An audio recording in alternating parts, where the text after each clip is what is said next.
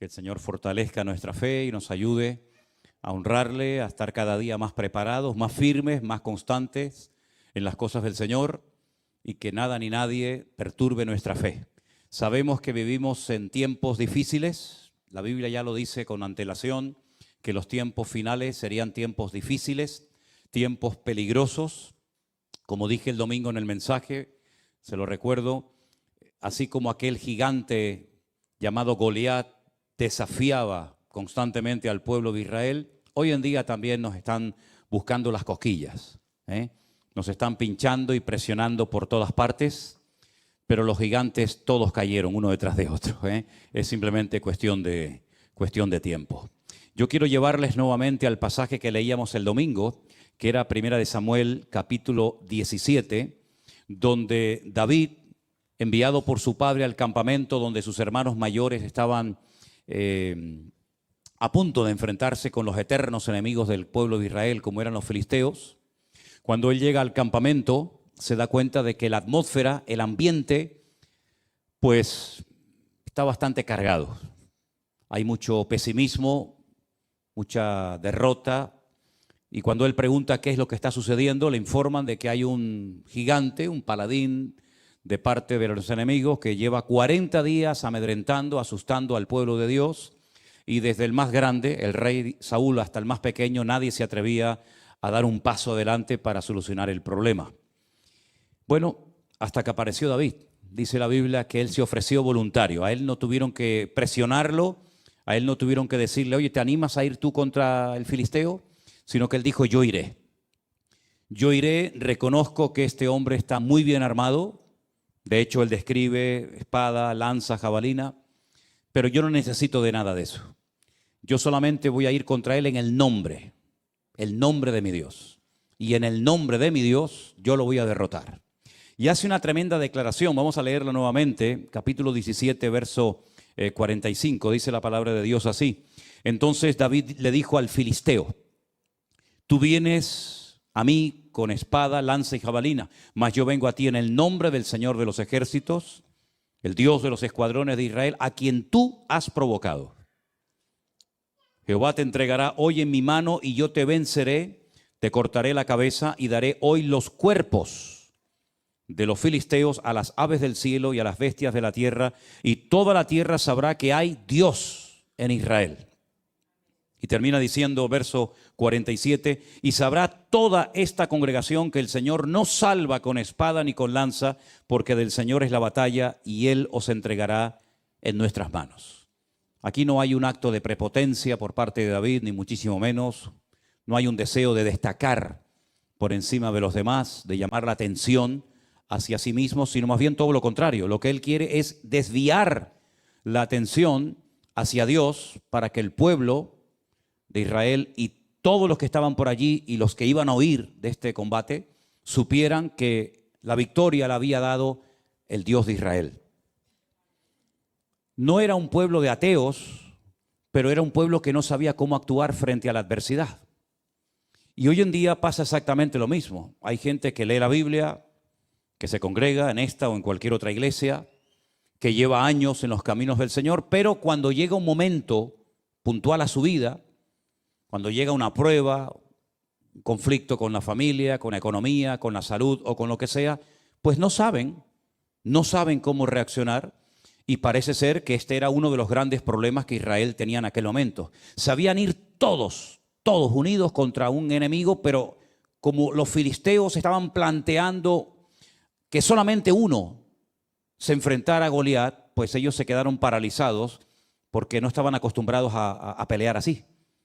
Todos, ¿verdad? Todos los israelitas contra los filisteos contra ellos, a eso sí, en el valle, en la montaña, con espadas, con jabalinas, con flechas, con arcos, con lo que fuera. Pero eso de que uno fuera a pelear contra otro, pues ellos nunca lo habían visto y por eso no sabían cómo reaccionar. Y es que las pruebas que van a venir a nuestras vidas no siempre van a venir igual, pero las pruebas que han venido a nuestra vida y que con la ayuda del Señor hemos logrado superar, nos tienen que preparar y nos tienen que ayudar a reconocer cómo actuar en las pruebas que van a venir sí o sí a nuestra vida, ¿verdad? David presenta su currículum.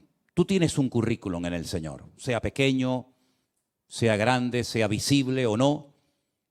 Tú tienes un bagaje, tú tienes una trayectoria con el Señor. Lógicamente unos pueden hablar de más cosas que otros, pero lo que está bien claro es que David en ese momento no podía presumir de ser un soldado en el ejército de Saúl, porque no tenía la edad para hacerlo. Pero él dijo, bueno, yo no soy un soldado, yo no tengo armadura, yo no formo parte de los escuadrones de Israel, pero yo quiero decirles a todos ustedes, porque veo que no lo saben, que para mí pelear contra el gigante filisteo a mí no me resulta complicado, porque yo sí sé lo que es pelear uno contra uno. Yo no sé lo que es ir a la guerra con un montón de soldados que me respalden, pero yo cuando fui a pelear con el león nadie vino a ayudarme y lo vencí. Y yo cuando fui a pelear contra aquel oso que quería despedazar el rebaño de las ovejas de mi padre, yo fui solo. Allí no estaba ni mi padre, ni mis hermanos, ni ningún hermano que me ayudara. Hay conflictos espirituales en la vida que tendremos que unir fuerzas todos para ir contra ese enemigo, contra ese ataque. Pero habrán otro tipo de pruebas o de ataques que vendrán a nuestra vida en los que te vas a tener que enfrentar tú solita. Y tú dices, ¿y ahora qué hago? Bueno, gracias a Dios tenemos el manual. Tenemos la Biblia, la palabra de Dios, a través de la cual podemos descubrir cómo tenemos que reaccionar ante esa situación que no afecta a la iglesia. No es algo que nos está afectando a todos. ¿Se acuerdan cuando, por ejemplo, nos confinaron?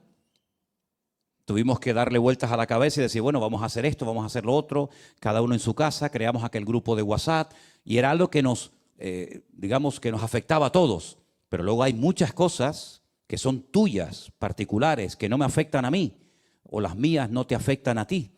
Pero también tenemos que estar preparados y saber cómo reaccionar en todo momento. Ahora bien, cuando una persona en el mundo espiritual obtiene una victoria, hay muchas cosas que cambian. Cosas que se pueden ver, otras que no se pueden ver, pero no significa de que no hayan cambiado. Por ejemplo, yo he hecho una pequeña lista, seguramente se me quedan muchas cosas fuera, de algunas cosas que cambiaron el día que David derrotó a Goliat. Por ejemplo, cuando él llega al campamento, una pregunta que él hace es, ¿qué le dará el rey como recompensa al hombre que derrote a Goliat? Y entonces fíjate lo que le dicen. Quiero que lean conmigo en el capítulo 17 de Primera de Samuel, el verso 25, dice así. Cada uno de los de Israel decía, ¿nos habéis visto aquel hombre que ha salido? Él se adelanta para provocar a Israel, pero ahora viene una palabra muy interesante. Al que le venciere, va a ser una recompensa solamente para el que logre vencer al enemigo, al gigante Goliat. El rey le enriquecerá con grandes riquezas. Le dará su hija y eximirá de tributos a la casa de su padre en Israel. Fíjate las tres cosas que obtendría como recompensa el hombre que venciera a Goliat. Número uno, sería enriquecido, se convertiría en parte de la familia del rey, porque el rey le daría una de sus hijas, y eximiría de tributos a la casa de su padre en Israel. ¿Merecía la pena o no ir a pelear contra el gigante Goliat? Se habrán presentado 1000 como voluntarios, ¿no? Habrán dicho, pues yo quiero eso.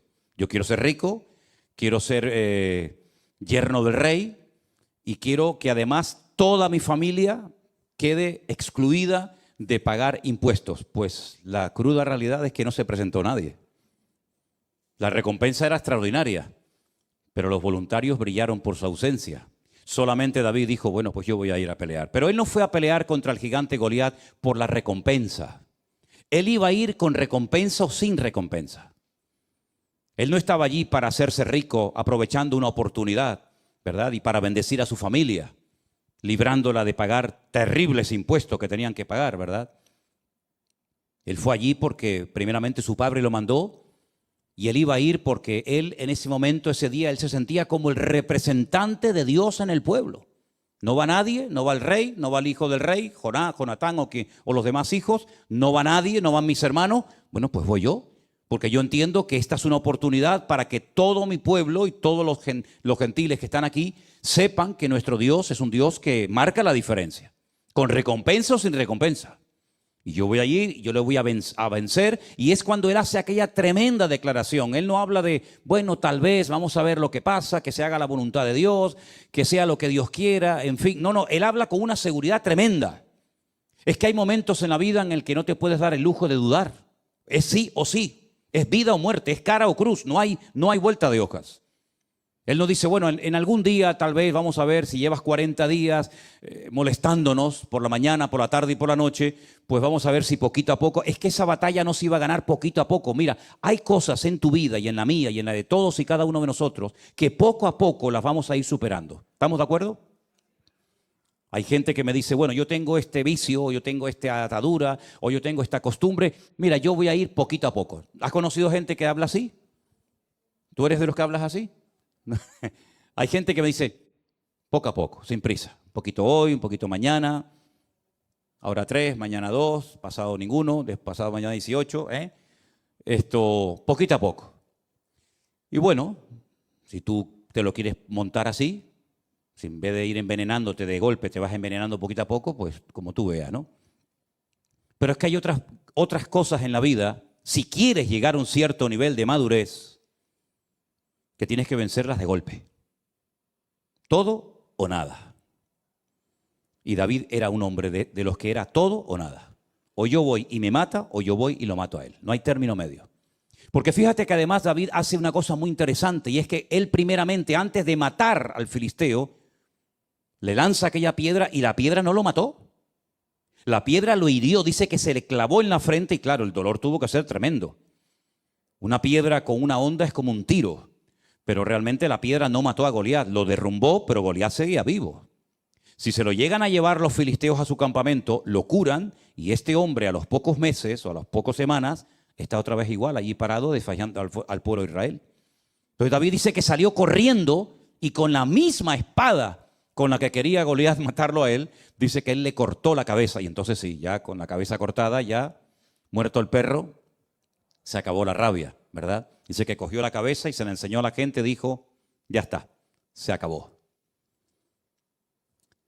Es decir, que hay cosas que se pueden superar poco a poco, pero hay cosas que tienes que ser radical, tremendamente radical, porque o las vences tú a esas cosas, o ellas te van a terminar destruyendo y matando tu vida espiritual.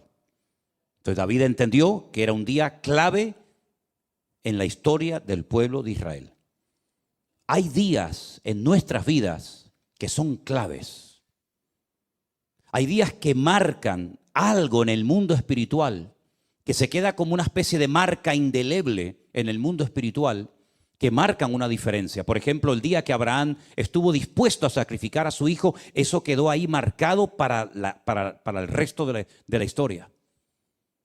El día que Jacob peleó con aquel hombre que dice la Biblia, no te dejaré, no te voy a soltar hasta que no me bendigas, ese día fue un día clave en la vida de Jacob. El día que sale de la cárcel José y le logra interpretar los sueños al faraón y le dice, mira, no solamente va a pasar esto, esto y esto y esto en los próximos 14 años, sino que además tienes que hacer esto. Ese día marcó un antes y un después en su vida y en la vida del pueblo de los egipcios. Así que hay muchos días que se presentarán en nuestra vida, digamos que, bueno, sin pena ni gloria, por así decirlo, pero hay otros días que son claves, ahí tienes que dar la talla, ahí no puedes dudar. Ese día es el día que marca algo importante que te va a cambiar de por vida. De hecho, la vida de David nunca más volvió a ser la misma después de ese día. Ese día, o al poco tiempo de ese día, comenzaron a ocurrir cosas muy interesantes. Vamos a leer algunas. Capítulo 18, verso 1. Aconteció que cuando él hubo acabado de hablar con Saúl, porque después de derrotar al gigante, él fue, habló con Saúl. Claro, el libro de Samuel a veces como que confunde un poco, porque se conocían o no se conocían. Bueno, como no está en orden cronológico, podemos tener diferentes opiniones. Pero lo que está bien claro es que David habló personalmente con el rey Saúl el día que derrotó al gigante Goliat. Y en ese día, en esa conversación, estaba presente un muchacho llamado Jonatán, que era el príncipe de Israel, el futuro heredero, el hijo del rey. Y aconteció que cuando él hubo acabado de hablar con Saúl, el alma de Jonatán quedó ligada con la de David y lo amó Jonatán como a sí mismo. Claro, los mal pensados, los de mente corrupta y los perversos siempre le quieren dar una interpretación incorrecta al texto. Pero allí se fraguó y nació una amistad preciosa entre Jonatán y David, entre David y Jonatán, una amistad limpia, una amistad pura, una amistad verdadera. Y como él llegó a escribir tiempo más tarde, es mejor un amigo que a veces un hermano, ¿verdad? Entonces, eso es algo que ocurrió ese día. Ahí empezó una amistad, una relación entre amigos preciosa. Segunda cosa que ocurre, vamos a leer a partir del versículo 6, si os parece. Aconteció que cuando ellos volvían, cuando David volvió de matar al filisteo, salieron las mujeres de todas las ciudades de Israel cantando y danzando para recibir al rey Saúl, con panderos, con cánticos de alegría y con instrumentos de música. Y cantaban las mujeres que danzaban y decían: Saúl hirió a sus 1000 y David a sus 10,000. No le gustó la letra al caballero. La letra no le hizo mucha gracia. Porque dice que Saúl se enojó en gran manera y le desagradó este dicho. Y dijo: a David dieron 10,000 y a mí 1000. No le falta más que el reino. Se picó. El caballero se picó. Y desde aquel día Saúl no miró con buenos ojos a David. ¿Qué te parece? Desde aquel día las cosas cambiaron. Hemos obtenido una victoria tremenda, pero a partir de ese día Saúl se la sentenció al rey David. Aconteció que al día siguiente, fíjate qué cosa, esto ya es el mundo espiritual. Al día siguiente de esa reacción de enojo, de esos celos ridículos y absurdos, al día siguiente un espíritu malo de parte de Dios tomó a Saúl y él desvariaba en medio de la casa. David tocaba con su mano como los otros días y tenía Saúl la lanza en su mano. Y arrojó Saúl la lanza diciendo: enclavaré a David a la pared. Pero David lo evadió 2 veces. Fíjate las cosas que comienzan a cambiar a raíz de la gran victoria que ha beneficiado a todo el país, incluido al rey. Enojo, rabia, celos, envidia. ¿Qué te parece? ¿Buscó David en algún momento la reacción de Saúl de esta manera? Jamás. Pero hay cosas que tú no puedes evitar. Hay algunas cosas, muchas cosas podemos evitar en la vida, pero hay otras muchas cosas que, por mucho que le des vueltas a la cabeza, hay cosas que no puedes evitar. Y una de ellas era que Saúl odiara y le tuviera unos celos enfermizos al joven David. Desde aquel día no lo miró bien. Unos celos tremendos. Y el resto de sus años los dedicó a perseguir a David. David al final saben que tiene que huir. Y durante muchos años, desde los 17 aproximadamente, hasta los 30 que llega a ocupar el trono de Israel, está huyendo de cueva en cueva, de lugar en lugar, hasta que finalmente él dice: bueno, en algún momento me va a matar este hombre, me va a quitar la vida a Saúl. Dice que se fue a vivir con los filisteos. Pero claro, si llega a los filisteos, cuando tú le has matado al gigante filisteo, en cuanto te vean aparecer por allí, te van a matar a ti. ¿Qué es lo que hace David? Que era tremendo. Finge que está loco. Y se le cae la baba por la cara y se hace el loco y pintan las paredes y el rey dice: ¿no tengo yo bastantes locos para que me venga otro más? Y bueno, al final el loco fue una ayuda tremenda para el rey de los filisteos, en fin. Ahora llegó el momento en el que Saúl tenía que cumplir la palabra que había dado. El hombre que venciere a Goliat, yo le voy a dar a mi hija y lo voy a convertir en mi yerno. Vamos a ver si cumplió la palabra, ¿les parece? Versículo 17. Entonces Saúl le dijo a David: he aquí yo te daré a Merab, mi hija mayor. Generalmente se daba a la mayor y luego se daba a la menor, ¿verdad? Saben que en las notas musicales hay notas mayores y notas menores, ¿no? Pues le iba a dar la mayor y al final le dio la menor. Con tal de que seas hombre valiente y pelees las batallas del Señor.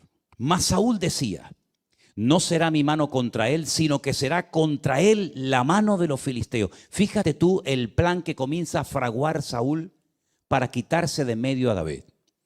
Pero David le respondió a Saúl: ¿quién soy yo o qué es mi vida o la familia de mi padre en Israel para que yo sea yerno del rey? Oye, ese privilegio de ser yerno del rey no lo tiene todo el mundo, ¿verdad? ¿O eres de sangre azul? Ninguno aquí es de sangre azul, ¿no? ¿O no tienes ninguna posibilidad de llegar a ser familia del rey? Llegado el tiempo en el que Merab, la hija de Saúl, se había de dar a David, fue dada por mujer a Adriel. Ah, mira dónde sale este. Mira dónde sale Adriel. El meolatita.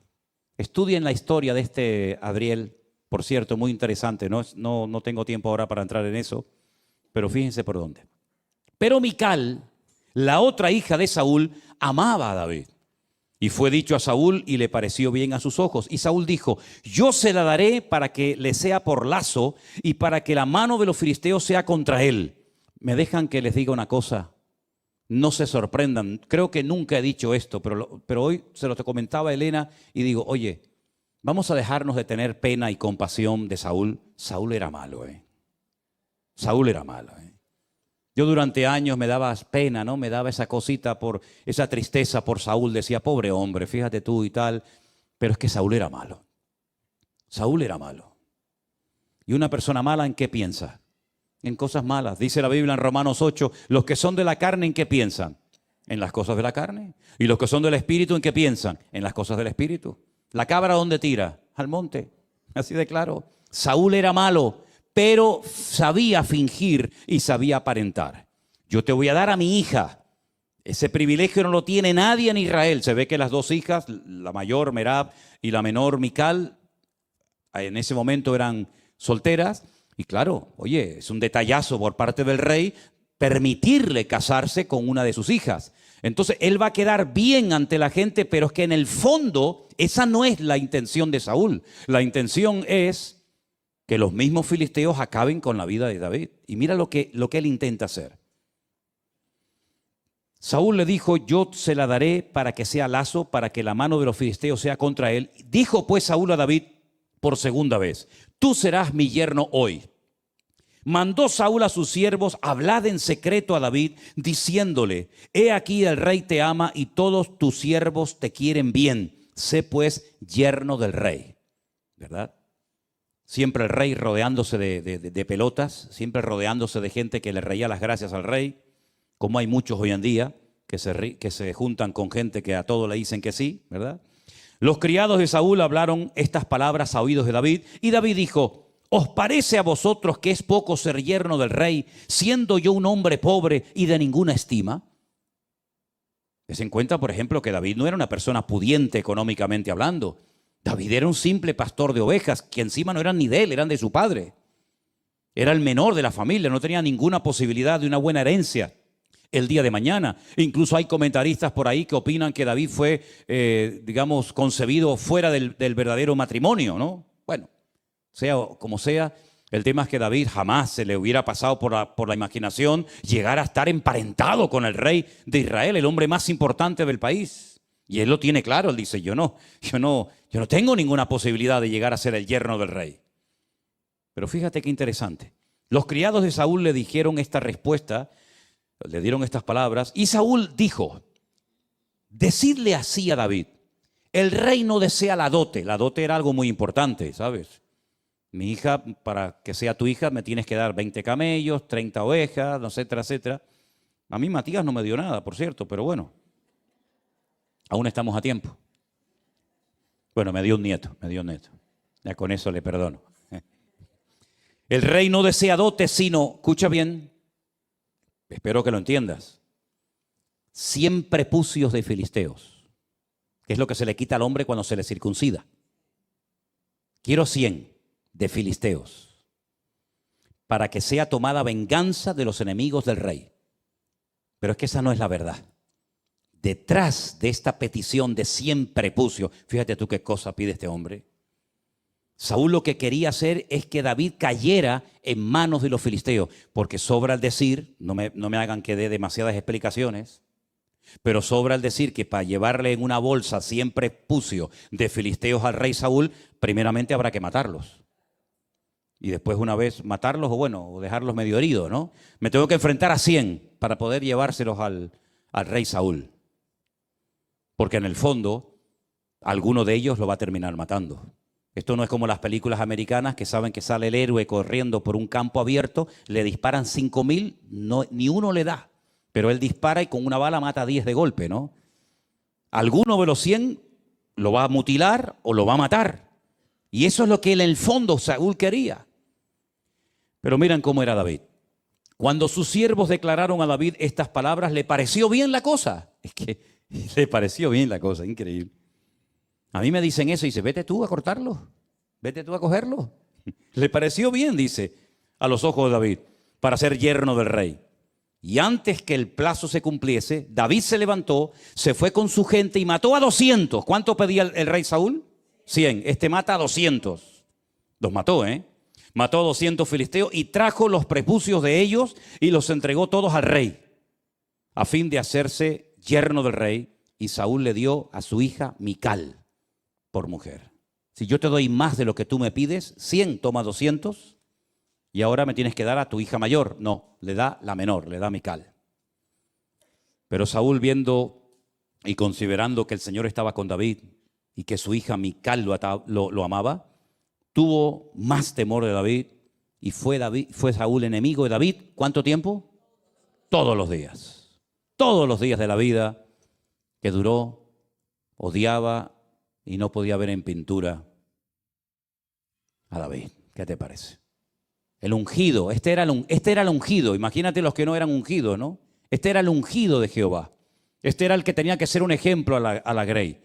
Este era el que tenía que ser agradecido porque por fin había aparecido un desconocido y había arreglado el problema nacional de deshacerse del cuerpo, de la vida del gigante Goliat. Y mira cómo le paga. Tratando de matarlo, tratando de desacreditarlo, persiguiéndolo de noche y de día por todas partes, con unos celos que en vez de cortarlos, los fue alimentando día a día. Y al final, si ustedes leen la historia de Saúl, que la encontramos en la Biblia, la vida de Saúl fue un auténtico desastre. Mató a sacerdotes, le echó la culpa al pueblo de muchos actos de desobediencia que hizo a lo largo de su vida. Se fue a consultar con una adivina en un pueblo llamado Endor, en el norte de Israel. Al final termina suicidándose, tirándose sobre una espada y quitándose la vida. Dejó al país en la ruina. Económicamente el país lo dejó en la bancarrota más absoluta. Los filisteos incluso se atrevieron a robar y llevarse a su terreno el arca de la alianza, que ya saben lo que era el arca de la alianza, ¿verdad? En aquellos tiempos. Es un auténtico desastre. Y no me digan a mí que Saúl no tuvo ayuda y buenos consejeros, como por ejemplo el profeta Samuel, que le decía lo que tenía que hacer, lo que no tenía que hacer. Espérate, no hagas esto, no te precipites, no corras, espera. Sin embargo, echó por la borda su vida. Así que cambios, pues mira, en lo espiritual todos los que quieras y más. Se convierte en yerno del rey. Empieza una hermosa amistad con su hijo, con Jonatán, con el príncipe de Israel. Se desatan los celos de Saúl con la intención de matarlo. Se convierte en un rey falso que aparentemente te quiere bendecir, que aparentemente te quiere ayudar, pero en el fondo lo que quiere es quitarte de en medio, ¿verdad? No, yo quiero que seas mi yerno. Tráeme 100 prepucios con la intención de que lo maten, ¿verdad? Se convierte en un rey mentiroso, en un rey manipulador, en una persona muy peligrosa, porque dice la Biblia que en varias ocasiones David estaba tocando el arpa para él, para calmarlo, y dice la Biblia que cogía la lanza y se la lanzaba para clavarlo en la pared como si fuera una cucaracha, ¿verdad? Un hombre tremendamente agresivo, peligroso, amargado, frustrado, que llevó al país a la ruina. Y David en medio. David nunca se levantó contra él dando una especie de golpe de estado, sino que él esperó, dejaba todo en las manos del Señor. En aquella época compuso salmos extraordinarios. Puedes leer las sensaciones, las tristezas de David, las luchas tremendas, la soledad, las horas, días, semanas, solo, ¿verdad? Por esos montes huyendo de Saúl, siempre pendiente de que me atacaran por la noche, por el día, por la montaña, por arriba, por abajo, ¿verdad? Pero el Señor lo cuidó y el Señor lo protegió. Cuando tú comiences a obtener victorias espirituales en tu vida, vas a desatar la ira del enemigo, pero también vas a desatar la bendición de Dios sobre tu vida. Tienes que saber esto. Como dijo alguien, si no quieres que te pase nada, que nadie diga nada mal de ti, que nadie se meta contigo, que nadie te cuestione, que nadie te critica, no hagas nada. Es que no tenías ni que haber nacido. Porque ya desde el día que nacimos, ya siempre alguien dijo, qué feíto era, ¿no? Y aún no dice nada, otro dice, ay, qué guapo, otro era feíto, otro era feíto. Desde el mismo día que nacimos ya comenzó la batalla de la vida. Pero es que además nosotros no solamente estamos en el mundo natural, como todos los seres humanos, sino que nos hemos pasado de bando. En el mundo espiritual hay dos bandos, el del diablo, Satanás, las tinieblas, y el bando de luz, del Señor, ¿verdad? De la bendición de Dios. Y hemos pasado, como dijo el Señor, de muerte a vida. Claro, el otro no está contento con ese cambio, porque sabe que ahora tienes tú una victoria que ya le gustaría a él tener. Ahora tú tienes una influencia, una capacidad en el mundo espiritual que él no va a tener jamás en la vida. Y eso va a despertar envidia, eso va a despertar celos, eso va a despertar pues tantas y tantas cosas. ¿Y dónde va a venir la guerra? Pues desde adentro. El Señor Jesucristo un día nos dio una información tremenda. Dice que los mayores enemigos, a veces, no siempre, pero a veces pueden surgir hasta dentro del mismo seno familiar. Dentro de la misma familia, ese cuñado con el que te llevabas tan bien, ese primo, ese abuelo, ese tío, ese sobrino, con el cual pues antes jugabas al fútbol, iban de excursión y cantaban y lo pasaban bien. Ahora, por el simple hecho de haberte convertido, pues ahora parece que te has convertido en su enemigo. Pero no tienes que asustarte. Al mismo Señor Jesucristo le pasó. Sus propios hermanos, que los tuvo, le decían al Señor, Señor, ¿por qué no vas a otros lugares para que te oigan y te conozcan y sepan de tus enseñanzas? Pero no lo decían porque tuvieran una sana intención de que la gente escuchara el Evangelio, sino para quitárselo de encima, porque se avergonzaban de él. ¿Qué te parece? Y el Señor, ya dijo en cierta ocasión, los mayores enemigos a veces surgen dentro del sector o del ambiente del que menos te imaginas. Incluso la Biblia dice que en los últimos tiempos tal vez la nuera se levante contra la suegra contra la nuera, los hijos contra los padres contra los hijos. Eso va a ser una revolución tremenda y para todo eso tú tienes que estar preparado. Y dice, y no sorprendáis, dice Pedro en una de sus cartas, no sorprendáis del fuego de prueba que os ha sobrevenido. Dice, como si alguna cosa extraña os aconteciera. Mira, sinceramente te deberías de sorprender de que no te pase nada. Eso es lo que te debería de preocupar. No tengo pruebas, no tengo dificultades, no hay problemas, todo parece que va sobre ruedas. Eso es lo que te debería de poner nervioso. Pero pasar por pruebas, por luchas, por dificultades, pues eso es lo lógico, eso es lo normal. Eso es lo que necesitamos para mantenernos humildes y dependientes del Señor y que no nos creamos que ya no necesitamos de nada ni de nadie. Por eso Pedro dice, no os sorprendáis, hermanos, del fuego de prueba que os ha sobrevenido, como si alguna cosa extraña os aconteciese, sino tener en cuenta que las mismas pruebas que tú estás pasando, o mayores, las están pasando nuestros hermanos en otras partes del mundo. Por lo tanto, no es cuestión de una ridícula resignación y decir, bueno, a mí me tocó esto y aquí. No. Sino, oye, levántate, pelea, lucha, pelea la buena batalla, dice la Biblia. Pablo dice, pelea, esfuérzate, echa mano de la vida eterna. Él habla de una armadura, él habla de casco, él habla de espada, habla de yelmo. Es decir, él está empleando incluso hasta términos militares, porque la guerra espiritual es real y tú tienes que saberla.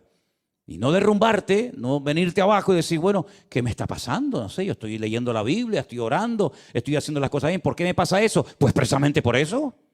Precisamente por eso, porque estás sacudiendo el avispero. ¿Quieres coger miel? Claro, es muy fácil ir a un supermercado, a una tienda y coger de la estantería un bote de miel. Claro, a ti no te ha costado nada, pero vete a buscarla.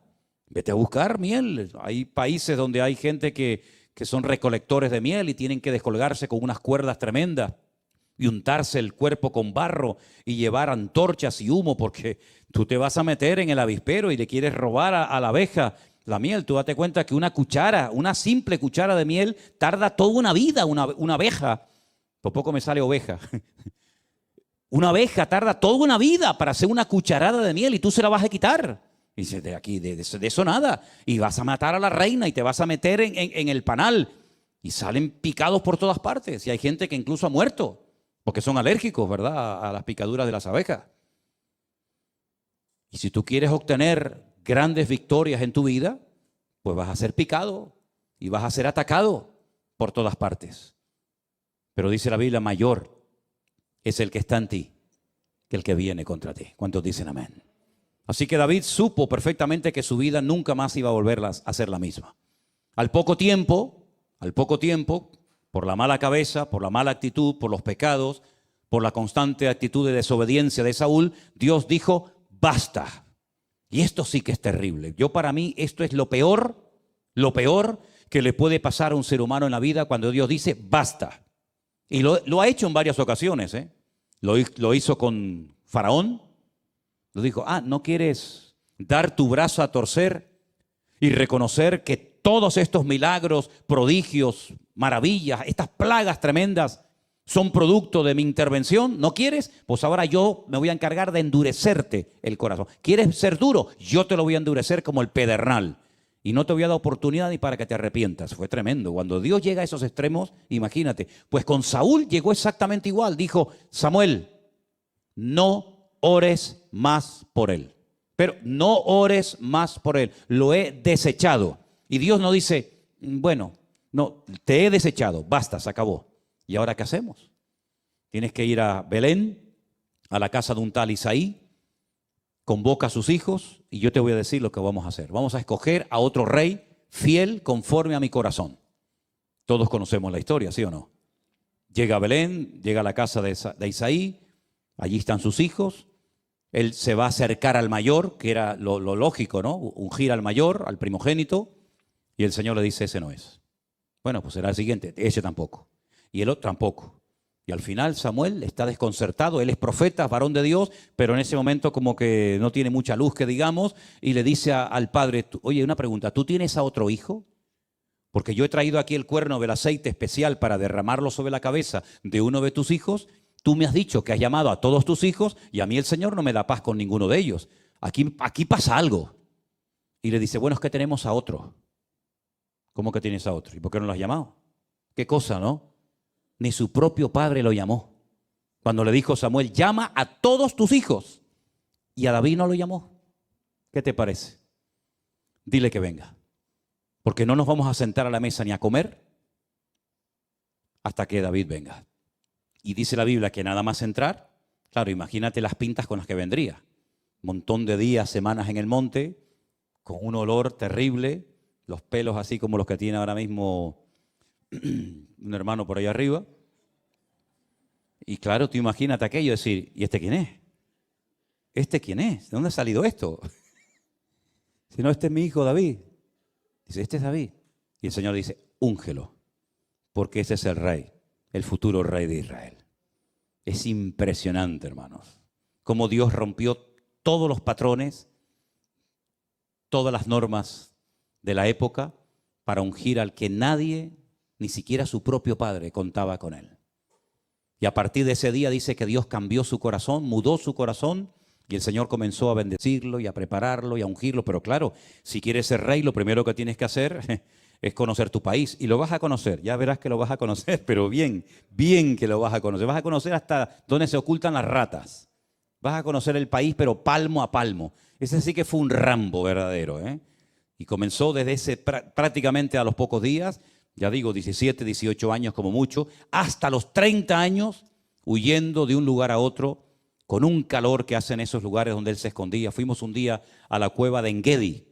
Es una cueva que está en el oasis de Engedi, en el desierto, y llegamos allá arriba y nos dijeron, en esa cueva se escondió Saúl, y allí dentro estaba el rey David, que podía haberlo matado y no lo hizo. Es decir, una vida de una preparación tremenda. Pero el Señor dice, ese es al que yo he escogido. Ese es al que yo he escogido. Y saben, queridos hermanos, Dios no se equivocó con David. David no era perfecto, no hay ningún ser humano perfecto, ni David, ni Abraham, ni Moisés, ni ninguno, pero ese era un hombre con el cual se podía contar, porque tenía una buena característica. Tal vez otros dirán, sí, pero es que en esto, bueno, tenía una característica extraordinaria, que es lo que marca la diferencia entre un creyente y otro, es la verdad, y es que era un hombre obediente. Dios le decía una cosa y él hacía. Fíjate cuando el rey Saúl, Fíjate que aún no era rey y Saúl le dice, tráeme 100 prepucios de filisteos. Él no era tonto. Él sabía que podía perder la vida peleando contra 100 filisteos. Y no le trae 100, le trae el doble, le trae 200. Pero es que era así, era tremendamente radical. Siempre iba más allá de lo que se le pedía. El padre le dijo, pero esto lo traía ya era su naturaleza, era parte de su esencia, de su personalidad. 100 prepucios, no, 200. Le dice el padre, vete a cuidar las ovejas. Y claro, viene un león y podía haber salido, papá, mira, perdona, pero viene un león, yo salí corriendo. No, mi padre me ha dicho que cuide las ovejas y yo voy a cuidarlas, aunque tenga que pelear contra un león. Nosotros lo hubiéramos hecho, hermano. Tú lo hubieras hecho, Luis. Tú lo hubieras hecho. Ustedes lo hubieran hecho. Si a veces entra una cucaracha a la casa. Una cucaracha. No estoy hablando de cocodrilos ni dragones. Una cucaracha. Y parece que ha entrado Belcebú. Un perenquén, no sé si por ahí que nos ven, perenquén es un lagartito que se pega a las paredes, que se come los mosquitos, las arañitas y esas cosas, que son buenos, los perenquenes son bonitos. Se pegan ahí con sus patitas a los balcones. Sí, trae un perenquén aquí para que veas a más de uno corriendo. Pero es que ahora le viene un león y podía haber dicho, hombre, yo una cosa es cuidar las ovejas de mi padre y otra cosa es enfrentarme con un león. Estamos hablando de cosas muy diferentes. Pues él se queda. Y él se queda y mata al león y no se queda satisfecho con herirlo, sino lo mata. Y al poco tiempo un leoso. Y bueno, ya no le vinieron más porque dijeron los animales, no vayan contra este, que aunque vaya quien vaya, nos va a matar a todos. Eso que hacía en lo natural David, luego él trasladó todo eso a su vida espiritual. Esa radicalidad, ese ir más allá de lo que me han pedido, el jugarme la vida por 4 ovejas que tampoco merecen tanto la pena, el decir en vez de 100, 200, esa actitud en su vida fue la que lo marcó durante toda su vida. Y por eso para él el gigante no era nada, para él un león no era nada, porque él conocía al Señor. Y cuando uno conoce al Señor, no le tiene miedo a nada. Porque sabes que eso que te está atacando, eso que te domina en ese momento, eso que pierdes el control, para Dios no es ningún problema. Amén, hermanos. Nuestro Dios es mucho más grande que una enfermedad, que un dolor, que un desánimo, que una tristeza, que la pérdida de un ser querido, que lo que sea, no hay nada que se pueda comparar con el poder de nuestro Dios. Fíjate que David simplemente necesitó una piedra. Pero no porque él dijera la piedra va a matar a Goliat, no, porque él en lo que confiaba no era en la piedra, él confiaba en el poder del nombre de su Dios. Pero tengo que utilizar algo, ¿verdad? Pero si David le hubiera pegado un soplido a Goliat, en el nombre de mi Dios, Goliat lo tumba. Porque no era lo que él hacía, sino era la actitud con lo que él hacía y con la fe que él tenía en su corazón.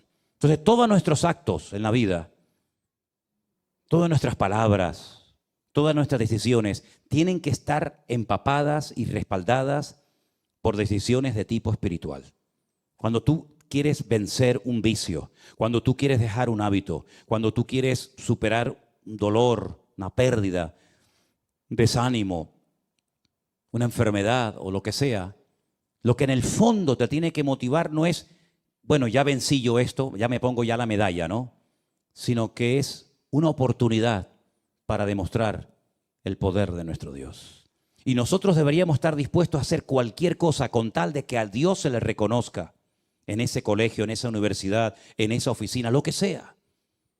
Que sepan siempre que lo que nos motiva no es el orgullo, la ambición personal, el deseo de protagonismo, de que nos miren, de que nos admiren, sino que el objetivo cuál tiene que ser, dar la honra y la gloria a nuestro Dios. Y David entendió que ese día era un día maravilloso, porque ese día todos los ojos de Israel iban a estar mirando aquel valle de Elam, donde derrotó al gigante Goliat. Él sabía que ese día era un día histórico, como en el monte Carmelo, Elías sabía que todos iban a ser así y todos iban a estar mirando a ver qué pasaba en aquel lugar.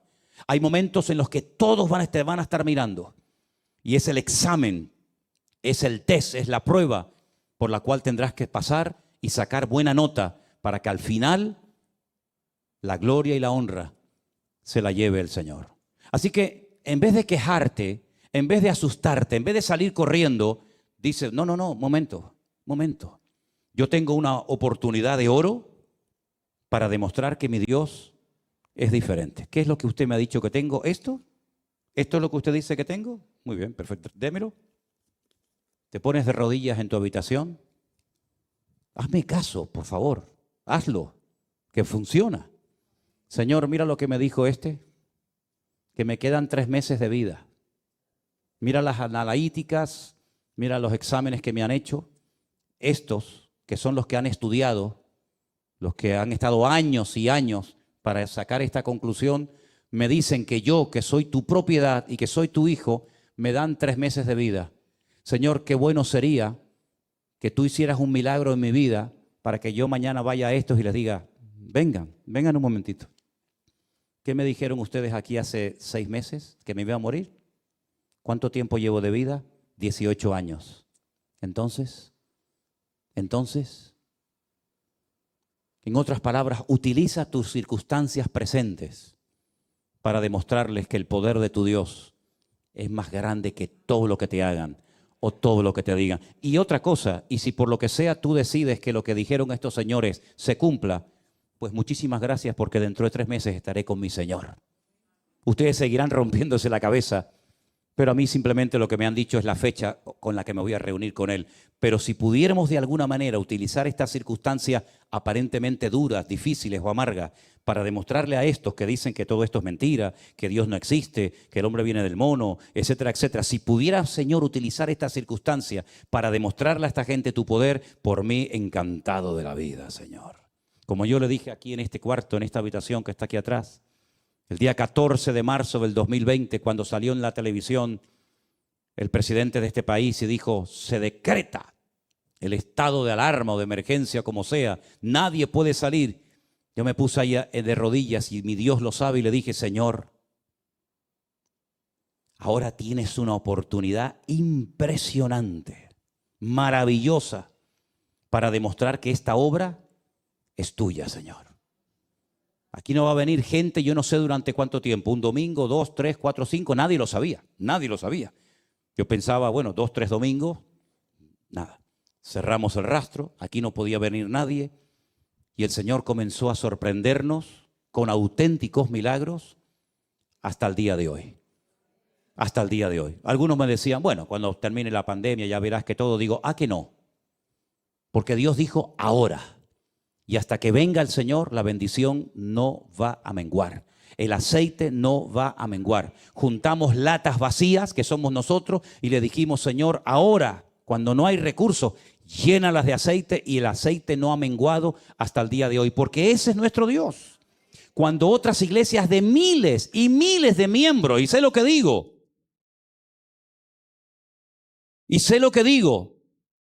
lamentablemente se cerraron. Solamente por ponerles un pequeño ejemplo, podría ponerles muchos. Pero cuando yo conocí a unos hermanos, que no sé si me estarán viendo ahora, son de California, de Los Ángeles, creo que viven por allí en un desierto, no me acuerdo cómo se llama aquel lugar, pero es un desierto, Pues cuando yo les dije, hermanos, los conocí en Israel, después estuve con ellos en Estados Unidos, ¿a qué iglesia van ustedes? Y me dicen, nosotros íbamos a una iglesia, pero en el tiempo de la pandemia se cerró como todas. Digo, sí, ya lo entiendo, pero ya terminó la pandemia. ¿Y ahora qué? Dice, no, el pastor nos juntó, no se transmitió, no se hizo nada durante el tiempo de confinamiento y el pastor nos juntó y nos dijo que se iba a cerrar la iglesia. Que cada uno se buscara la vida, unos se reunían en casas, otros se fueron a otra iglesia, otros no se fueron a ninguna parte, lamentablemente. Cerramos la iglesia, dijo el pastor. Y yo le dije, perdone que le haga esta pregunta, no la suelo hacer sinceramente porque no es algo que me quita el sueño ni me preocupa, pero en este caso sí me atrevo a preguntarle, ¿y cuántos erais en la iglesia? ¿Cuánta gente se congregaba en aquel momento? Y si éramos 2.000 miembros. Digo, 2.000 miembros. 2.000. Y cerró la iglesia. Digo, ¿y por qué? Dice, porque no había recursos para pagar la luz, el agua, los teléfonos, el alquiler. Digo, con 2.000 personas. Y nosotros que éramos 4 gatos y un perro herido. 2.000 personas y cierran la iglesia. ¿Pero cómo puede ser esto? ¿Y la cerró? La cerró, pero te digo un ejemplo. Te podría contar muchos más. Entonces cuando yo le dije al Señor, Señor, se nos viene un gigante imponente, tremendo. Pero si tú quieres, Señor, si tú dices, ahora esta iglesia va a ser usada para tu honra y para tu gloria. Y ya lo creo que lo fue. Ya lo creo que lo fue y lo sigue siendo. Porque el Señor es fiel. Y cuando ponemos nuestra piedrita en el bolsillo y decimos, Señor, yo nada más tengo una piedra. El tipo mira cómo viene, pero yo voy en el nombre de mi Dios. El Señor sorprende. Y el Señor bendice. Y el Señor demuestra que la iglesia no es tuya ni mía. La iglesia es de Él. Y dice la Biblia que la sustenta y Él la cuida. Por eso yo creo, y termino, y cuando digo termino, que Dios está buscando gente valiente. Así de claro. Dios está buscando gente valiente que se la juegue por Él en lo económico, que se la juegue por Él en lo que haga falta. Y yo creo que Dios está buscando de todo corazón, y lo digo de verdad, gente valiente en estos tiempos. Gente que no le tenga miedo a las circunstancias. Gente que no le tenga miedo a lo que está pasando allá afuera.